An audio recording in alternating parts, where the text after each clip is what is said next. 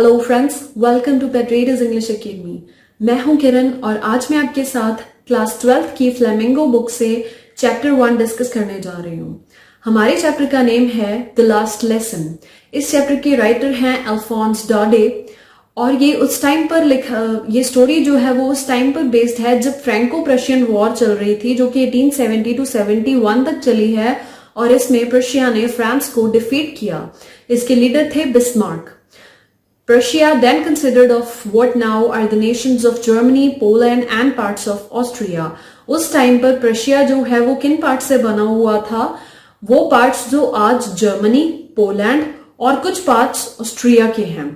In this story, French district Alsace and Lorraine have passed into Prussian hands. इस story में क्या है?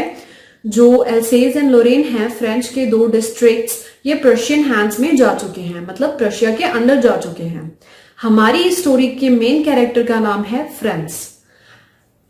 अब हम लेसन स्टार्ट करते हैं। I started for school very late that morning and was in great dread of a scolding. अब dread होता है fear और scolding है डांट। फाइन।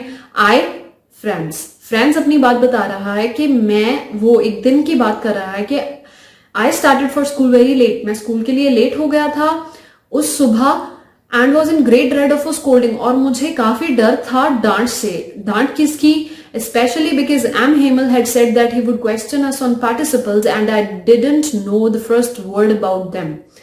M. Hamel जो है फ्रांस के टीचर हैं जिन्होंने उन्हें पार्टिसिपल्स के ऊपर जो है लेसन दिया था याद करने के लिए उनके रूल्स।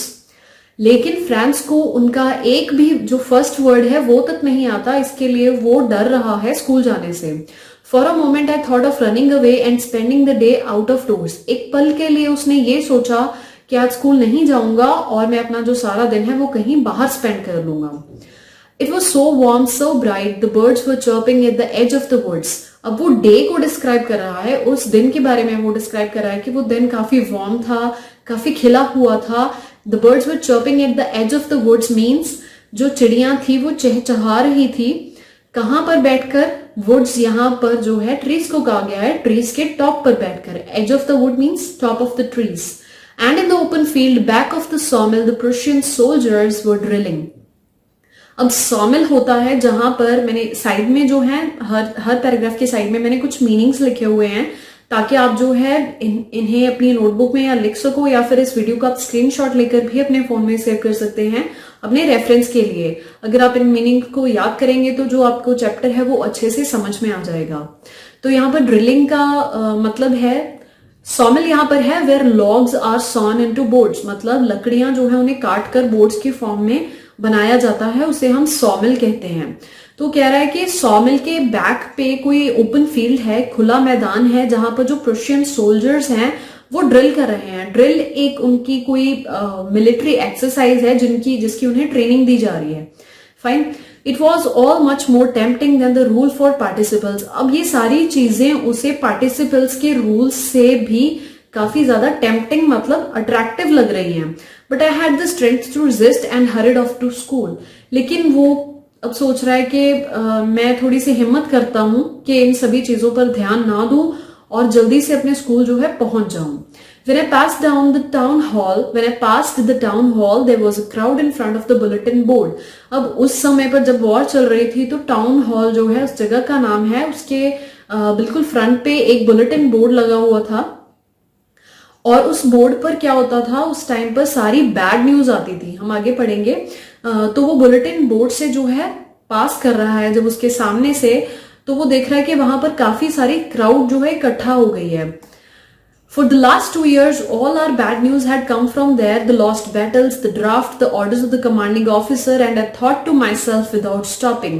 अब वो कह रहे कि पिछले 2 सालों से जितनी भी बैड न्यूज थी, वो बैटल्स लॉस्ट किए हैं, कोई ड्राफ्ट है, मतलब गवर्नमेंट की ओर से कोई ऑर्डर है, या फिर जो उनका उस समय का कमांडिंग ऑफिसर है उसके जो भी ऑर्डर्स हैं वो सारे उस बुलेटिन बोर्ड पर जो है लगे होते थे। And I thought to myself without stopping. और वो बिना रुके ये सोच रहा है चलते चलते that what can be the matter now, अब क्या हो सकती है कोई बुरी न्यूज।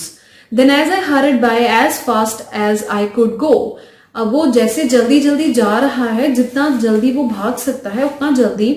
तो ब्लैक स्मिथ जो है वो कोयले का काम करता है उसका नाम है वॉचर।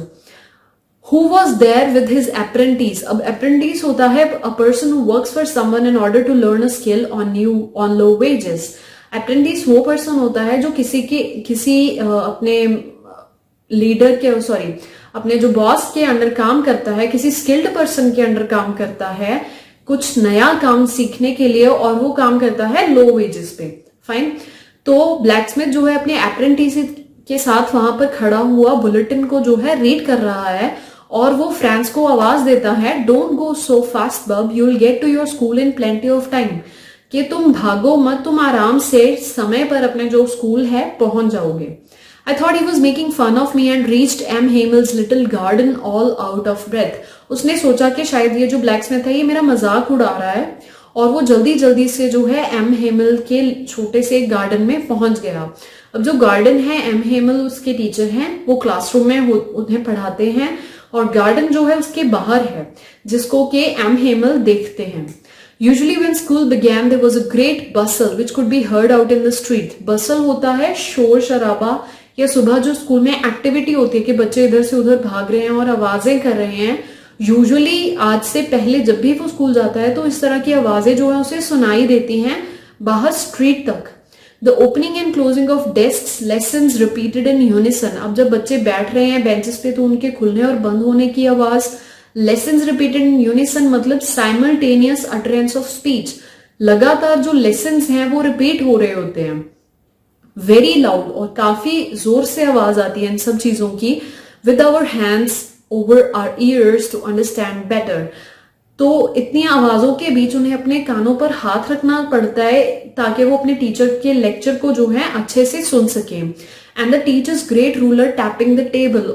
ग्रेट रूलर वो इसलिए कह रहा है कि जो टीचर का स्केल है उसे उससे डर लगता है, और वो बता रहा है कि वो टीचर का जो रूलर है वो जोर से टेबल पर जो है बज रहा होता है उस टाइम पर, नॉर्मल डेज में। But now it was all still. लेकिन आज जो है ये सारी चीजें बिल्कुल ही शांत हैं। I had counted on the commotion to get to my desk without being seen. Counted on मतलब ट्रस्ट किया उसने। कमोशन मीन्स ग्रेट नॉइज और कंफ्यूज्ड मूवमेंट। उसने सोचा कि इतनी सारी आवाजों के बीच में मैं आराम से निकल जाऊंगा और अपने जो है डेस्क पर बिना किसी को दिखाई दिए बैठ जाऊंगा। उसने ट्रस्ट किया इन सभी चीजों पर और अपनी जो है मोशन पर, कंफ्यूज मोशन पर। But of course that day everything has to be as quiet as Sunday morning. लेकिन उस दिन सारा कुछ जो है शांत था संडे मॉर्निंग की तरह। Through the window I saw my classmates already in their places. वो क्लास में पहुंचने से पहले खिड़की से ये देख रहा है कि उसके जितने भी क्लासमेट्स हैं वो तो ऑलरेडी अपने डेस्क पर बैठ चुके हैं। And M Hamel walking up and down with his terrible iron ruler under his arm. उसके जो टीचर हैं एम हेमल, वो अपने आयरन रूलर के साथ इधर से उधर जो है जा रहे हैं। I had to open the door and go in before everybody. वो सोच रहा था कि मैं सबसे पहले जो है दरवाजा खोलूंगा और चुपके से अपने डेस्क पर जाकर बैठ जाऊंगा। Can imagine how blushed and frightened I was. लेकिन अब ऑलरेडी सब वहां पर बैठे हुए हैं तो वो काफी जो है एम्बेरेस्ड है, घबरा रहा है, डरा भी हुआ है, blushed and frightened. But nothing happened. M Hamel saw me and said very kindly. लेकिन उस दिन ऐसा कुछ भी नहीं हुआ जिससे कि वो डर रहा था। उसके टीचर ने उसे डांटा नहीं, बल्कि उन्होंने काफी प्यार से उसे ये कहा, go to your place quickly little Franz, we were beginning without you. कि मेरे प्यारे फ्रेंड्स, हम तुम्हारे बिना ही शुरू कर रहे थे, तुम अपने डेस्क पर जाकर बैठ जाओ। आई jumped over the bench and sat down at my desk. Friends जो है जल्दी से भागा और अपने डेस्क पर बैठ गया। Not till then, when I had got a little over my fright, did I see that our teacher had on his beautiful green coat. जब वो वहां पर जाकर बैठा, अभी उसने अपने फियर को ओवरकम किया ही था कि वो देखता है कि जो हमारे टीचर हैं उन्होंने एक बहुत ही सुंदर सा ग्रीन कोट पहना हुआ है। His frilled shirt and the little black silk cap. Frilled shirt जो है एक मतलब डिजाइन होता है शर्ट पर बना हुआ, जो कि पहले लोग पहनते थे ओल्डर टाइम्स में। तो उन्होंने वो शर्ट पहनी हुई है और एक सिल्क की जो कैप है वो उन्होंने पहनी है, ऑल एम्ब्रॉयडर्ड। वो सारी एम्ब्रॉयडर्ड है। दैट ही नेवर वोर except on inspection and price days. उन्होंने ये आज से पहले नॉर्मल डेज में कभी नहीं पहनी। जब भी कोई खास दिन होता है, जैसे कोई इंस्पेक्शन है या फिर प्राइज डेज होते हैं, वो तभी ये पहनते हैं। Besides the whole school seemed so strange and solemn. इसके बिना जो सारा स्कूल है, इसके अलावा जो सारा स्कूल है, वो भी काफी उसे अजीब लग रहा है, स्ट्रेंज लग रहा है। मतलब जो हैविंग और शोइंग सीरियस पर्पस, काफी सीरियस लग रहा है सब कुछ उसे। But the thing that surprised me most was to see on the back benches that were always empty. लेकिन सबसे ज्यादा हैरान करने वाली चीज उसे जो लग रही है वो ये है कि जो बैक बेंचेस हमेशा खाली होते थे, the village people sitting quietly like ourselves, आज जो है वहां पर गांव के लोग बैठे हुए हैं बच्चों की तरह पर चुपचाप। Old Hauser had brought an old primer. अब हॉसर जो है सरनेम है, फाइन, वो थोड़े एल्डर हैं जो इस सरनेम के पर्सन हैं। Old Hauser had brought an old primer, वो एक नोटबुक लेकर आए हैं जो काफी पुरानी है अपने साथ। थंब द एजेस, मतलब उसके जो कॉर्नर्स हैं वो इतने ज्यादा पुराने हो चुके हैं कि उसके कॉर्नर जो है मुड़ चुके हैं अंदर को। थंब द एजेस का मतलब है मुड़े हुए corners. And he held it open on his knees with his great spectacles lying across the pages. उसने ओल्ड हॉसर ने जो है उस किताब को या उस डायरी को जो भी है वो उसे खोलकर अपने नीज पर रखा हुआ है और उसके ऊपर उनके जो बड़े से स्पेक्टिकल्स हैं वो पड़े हुए हैं पेजेस के ऊपर। While I was wondering about it all, M. Hamel mounted his chair and in the same grave and gentle tone which he had used to me said, My children, this is the last lesson I shall give you. अब friends ये बता रहा है कि उसी tone में जिसमें उन्होंने फ्रेंड्स से बात की थी, काफी आराम से और काफी प्यार से, वो अपनी चेयर को खिसकाकर ये बोल रहे हैं उसी सेम टोन में, that my children, this is the last lesson I shall give you. ये मेरा लास्ट लेसन है जो मैं आज तुम्हारे साथ डिस्कस करूंगा। The order has come from Berlin to teach only German in the schools of Alsace and Lorraine. Berlin जो है उससे ऑर्डर आया है, ये बात सारी एम हेमल कह रहे हैं कि आज से जर्मन स्कूल्स में आज से जो है एल्सेज एंड लोरेन के स्कूल्स में सिर्फ जर्मन टीच की जाएगी, ना कि French. The new master comes tomorrow, जो नए तुम्हारे टीचर हैं वो कल आएंगे। This is your last French lesson, ये तुम्हारे फ्रेंच का जो है आज आखिरी लेसन है। I want you to be very attentive, मैं चाहता हूं कि तुम इसे काफी ध्यान से जो है सुनो। What a thunderclap these words were to me. अब फ्रेंड्स कह रहा है कि ये सारे वर्ड्स जो उसके टीचर के हैं कि आज से सभी स्कूल्स में जो है फ्रेंच की जगह पर जर्मन पढ़ाई जाएगी, वो उसके लिए काफी ज्यादा अनएक्सपेक्टेड है। ओह द रेचेस, रेचेस है यहाँ पर अनफॉर्चुनेट, वो रेचेस से डिस्क्राइब कर रहा है उस न्यूज के पीस को जो कि डिस्प्ले हुआ था बोर्ड पर टाउन हॉल के बाहर। That was what they had put on the town hall. अब वो कह रहा है कि तो ये न्यूज थी जो उन्होंने टाउन हॉल के बाहर लगाई हुई थी। My last French lesson. Why? I hardly knew how to write. I should never learn anymore. I must stop there then. वो कह रहा था क्यों ये मेरा लास्ट लेसन क्यों है, मुझे तो अच्छे से इसे लिखना भी नहीं आ रहा और मैं अब इसे और ज्यादा लर्न भी नहीं कर पाऊंगा। Oh, how sorry I was for not learning my lessons. अब वो यहाँ पर सॉरी फील कर रहा है कि मैंने अब तक अपने जो लेसन्स हैं वो याद क्यों नहीं किए। For seeking birds' eggs or going sliding on the Saar. वो कह रहा है कि मैं जो बर्ड्स के एग्स हैं उन्हें लेने चला जाता था या फिर सार जो है रिवर के किनारे बैठ जाता था जाकर। My books that had seemed such a nuisance a while ago, so heavy to carry, my grammar and my history of saints. वो सारी चीजें डिस्क्राइब कर रहा है कि जो उसकी बुक्स, न्यूसेंस मतलब अ पर्सन और थिंग कॉजिंग इनकन्वीनियंस, जो बुक्स उसे अब तक अच्छी नहीं लग रही थी, उसे लग रहा था कि I am not comfortable with these books.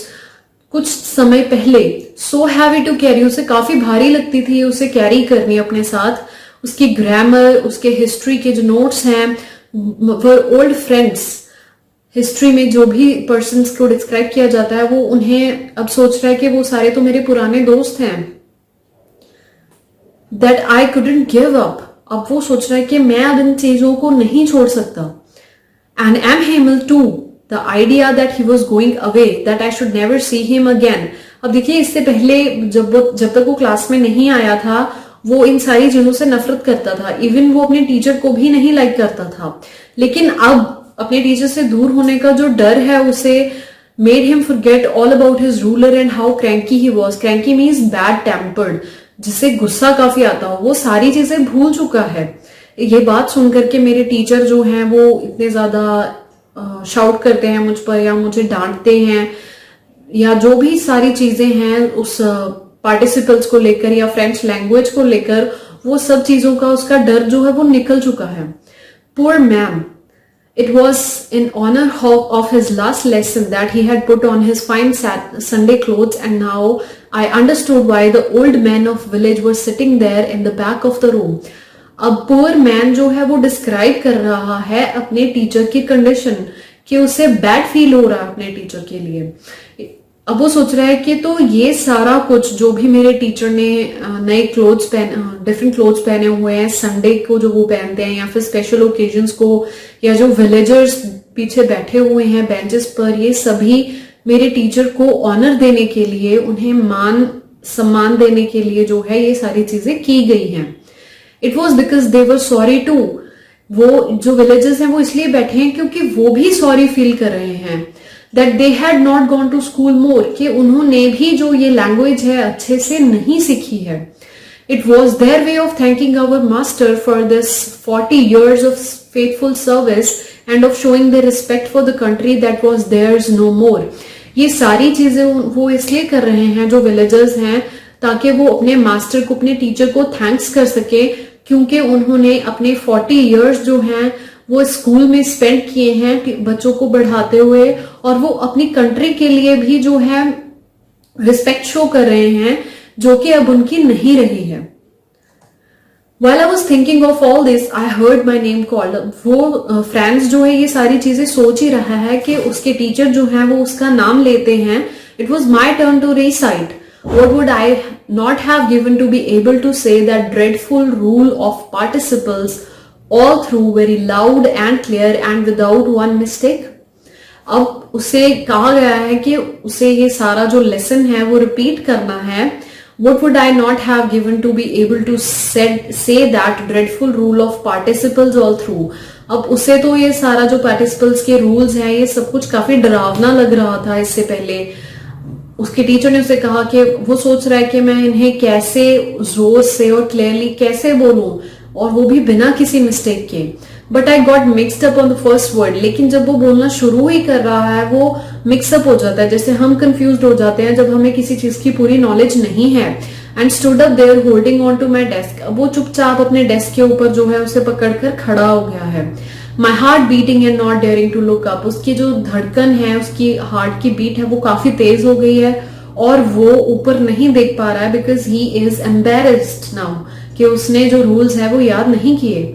I heard M Himal से टू मी। अब उसके जो टीचर हैं उसे बोल रहे हैं, क्या बोल रहे हैं वो सुन रहा है।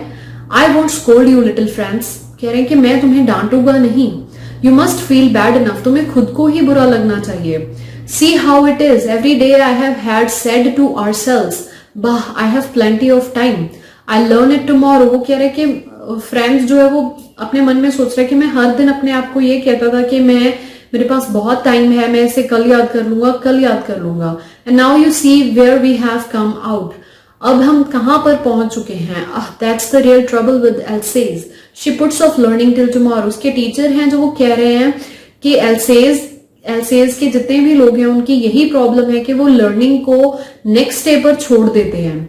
Now these fellows out there will have the right to say you, how is it you pretend to be Frenchman and yet you can neither speak nor write your own language। अब उसके जो teacher हैं वो गुस्से में ये सारी चीजें, या हम कह सकते हैं कि सैड होकर ये सारी चीजें बोल रहे हैं कि अब जो लोग बाहर खड़े हैं दूसरी कंट्री के, वो तुम्हें ये कहेंगे कि तुम फ्रेंचमैन हो लेकिन फिर भी तुम अपनी लैंग्वेज को अच्छे से ना लिख सकते हो, ना ही बोल सकते हो। But you are not the worst poor little friends. अब वो फ्रेंड्स को ये कह रहे हैं कि ये सब तुम्हारी गलती नहीं है। We have all a great deal to reproach ourselves with। ये हम सबकी भी गलती है कि हम आज जो भी ये हुआ है कि फ्रेंच के जो लेक्चर्स हैं वो खत्म हो गए हैं और जर्मन पढ़ाई जाएगी। You are not only responsible. ये सिर्फ तुम्हारी गलती नहीं है। Your parents were not anxious enough to have you learn. अब वो उसके पेरेंट्स के बात कर रहे हैं कि उन्हें भी कोई ईगरनेस या कोई एक्साइटमेंट नहीं थी तुम्हें इस लैंग्वेज को पढ़ाने की। They prefer to put you to work on a farm और एट द मिल्स। तुम्हारे पेरेंट्स की गलती है कि उन्होंने तुम्हें काम पर लगाया, फार्म पर या मिल्स पे, so as to have a little more money, क्योंकि वो चाहते थे कि तुम थोड़े बहुत जो है पैसे कमा सको। And I have been to blame also. अब वो खुद की बात कर रहा है, जो एम हेमल है उसके टीचर, वो खुद की बात कर रहे हैं कि मेरी भी मिस्टेक है कि मैं तुम्हें हम पढ़ते हैं, have I not often sent you to water my flowers instead of learning your lessons, कि क्या मैंने तुम्हें कभी नहीं भेजा नहीं था। जब भी लेसन्स होते थे मैं तुम्हें फ्लावर्स को, जो बाहर गार्डन है उनके क्लासरूम के बाहर, वो फ्रेंड्स को हमेशा उन्हें वाटर करने के लिए भेज देते थे। अब वो उसे क्वेश्चन की फॉर्म में पूछ रहे हैं। मैं भी तो ब्लेम करने के लिए मैं भी रिस्पॉन्सिबल हूँ इस सारी चीज के लिए कि तुम्हें फ्रेंच क्यों नहीं आती।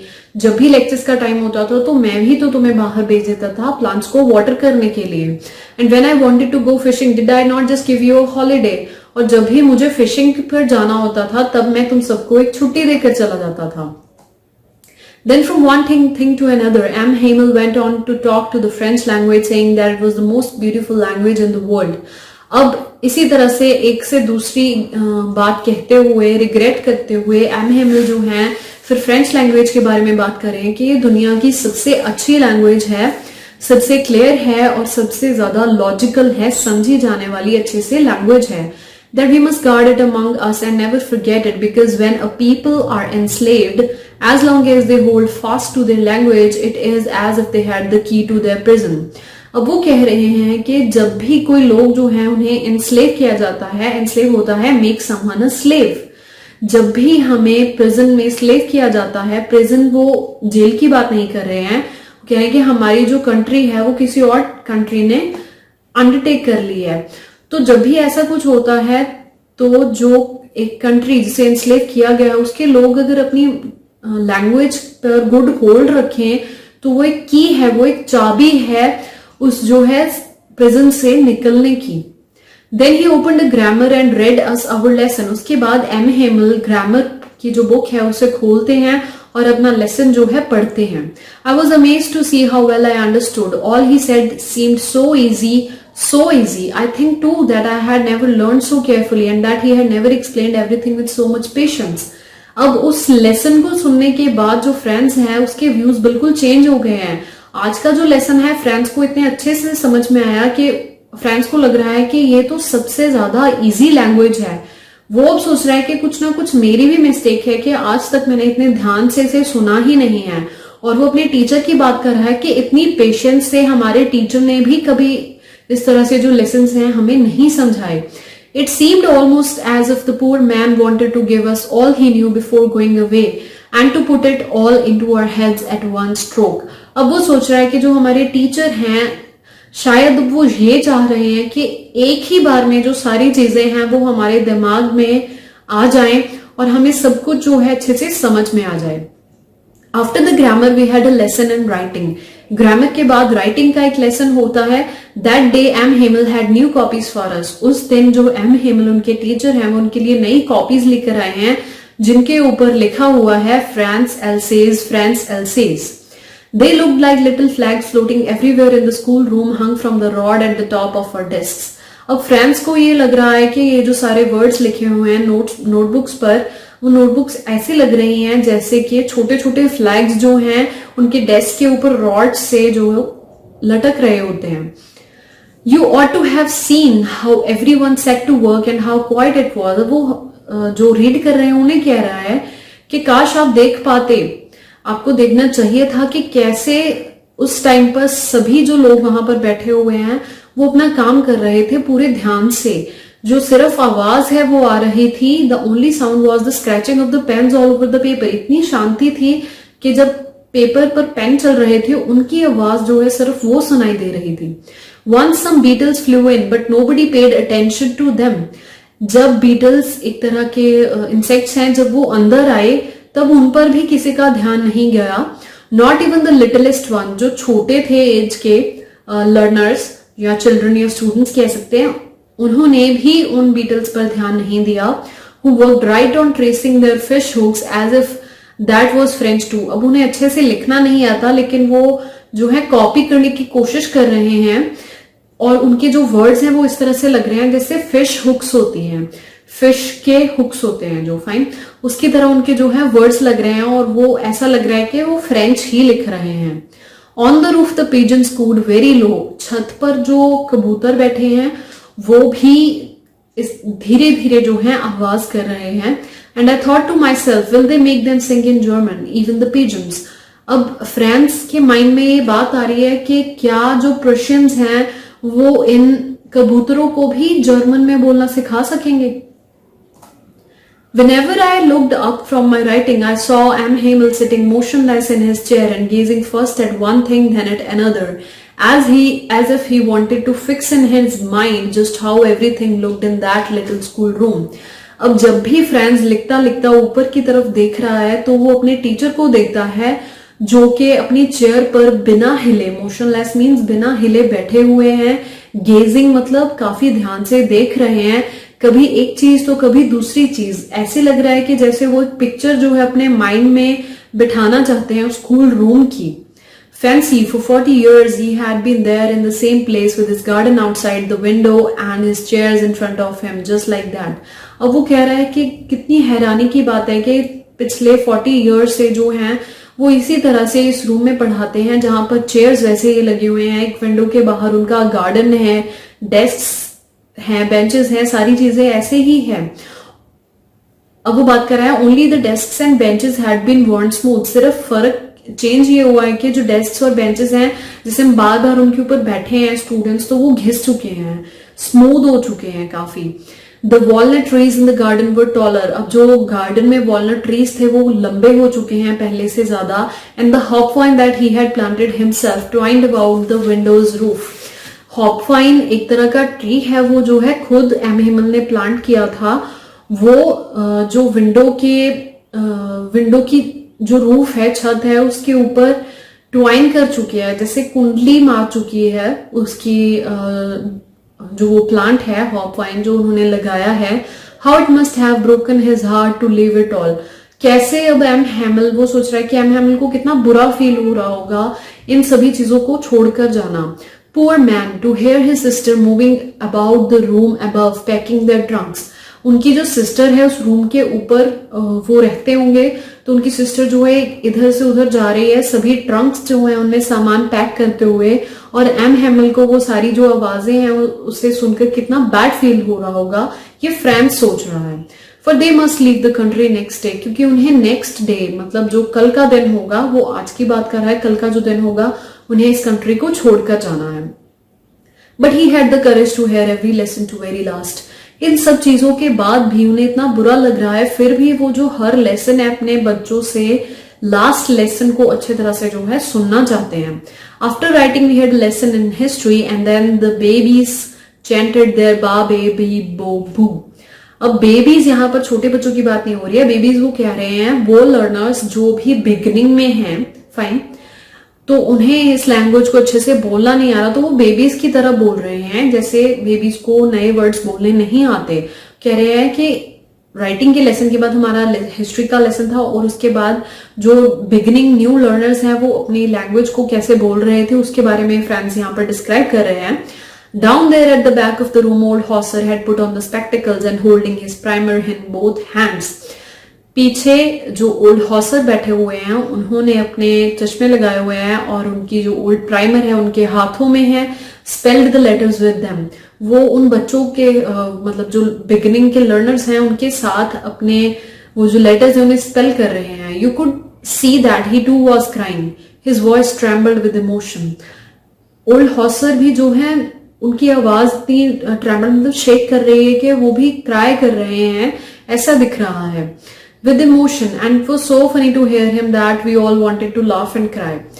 अब वो जो मोमेंट था वो उसमें हंसी भी आ रही थी और उन्हें दुख भी हो रहा था सभी को उनकी आवाज को सुनकर, क्योंकि वो कांप रही थी आवाज तो वो फनी लग रही थी, लेकिन जब वो रो रहे थे तो उन्हें देखकर काफी सैड भी फील हो रहा था. And how well I remember it the last lesson. अब फ्रेंच कह रहे हैं कि मुझे कितने अच्छे से वो याद है लास्ट लेसन फ्रेंच का. All at once the church clock struck 12. अब चर्च की जो क्लॉक है वो जब 12 बजे तो उसने आवाज की. Then the Angelus, जो एंजलस है prayers in the Roman Catholic church, उस टाइम पर जो चर्च में प्रेयर्स हो रही थी उनको डिस्क्राइब कर रहा है ये word. At the same moment, the trumpets of the Prussians returning from drill sounded under our windows. अब जो सोल्जर्स पहले ड्रिल कर रहे थे, जो रास्ते में उसने देखे थे फ्रेंड्स ने, अब जो हैं वो ड्रिल करके वापस जा रहे हैं. M Hamel stood up very pale in his chair. M Hamel जो है अपनी चेयर पे खड़े हुए और वो काफी पेल लग रहे थे, काफी लो लग रहे थे. I never saw him look so tall my friends said he. I. अब एम हेमल जो है उस टाइम पर खड़े हुए, उसे काफी लंबे लग रहे थे फ्रेंड्स को, तो वो कह रहा है कि एम हेमल ने बोलने की कोशिश की जब वो बोल नहीं पाए. But something choked him, he could not go on. वो इतने सैड थे कि वो बस सिर्फ आए इतना बोलकर ही चुप हो गए और आगे वो कोई वर्ड बोल ही नहीं पाए. Then he turned to the blackboard, took a piece of chalk and bearing on with all his might, he wrote as large as he could. और उन्होंने ब्लैक बोर्ड पर एक पीस उठाया चौक का और उस पर लिखा जितना बड़ा वो लिख सकते थे, वाई विल लव फ्रेंड्स, मतलब long live friends. Then he stopped and leaned his head against the wall. उसके बाद वो रुक गए और वॉल के ऊपर जैसे सहारा लेकर अपना सिर जो है उन्होंने वॉल के ऊपर रखा. And without a word he made a gesture to us with his hand. और उन्होंने अपने हाथ से जो है एक गेस्चर दिया, that school is dismissed, you may go. Gesture होता है movement of hands to express something.